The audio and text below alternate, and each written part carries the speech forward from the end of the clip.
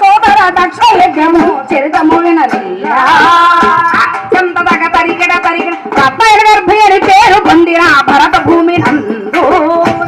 సోదర దక్ష యజ్ఞము చరితము వినదయ్యా అన్నపానములకే కరుబొచ్చను అన్నాబకనాడు సోదర దక్ష యజ్ఞము చరితము వినదయ్యా ప్రయాగమును చేయుట దీనికి సాధనమనయించి దరికట చందరిత అయితే నాయన ఏమండి యజ్ఞాలు యాగాదులు ఎందుకు చేస్తారు అనంటే కరువును పోగొట్టడానికి సకాలంలో వర్షాలు పడడానికి దేశమంతా కూడా ప్రపంచమంతా కూడా సుభిక్షంగా ఉండడానికి మరి ఇప్పుడు వచ్చిన యాగాలు కాదు పూర్వకాలం నుంచి యాగాలు చేసేవారు ఋషులు మునులు మరి మహోన్నతమైన కలిగినటువంటి మహాభక్తులు లోక కళ్యాణార్థమై యజ్ఞాన్ని చేసేవారు అంతే కదండి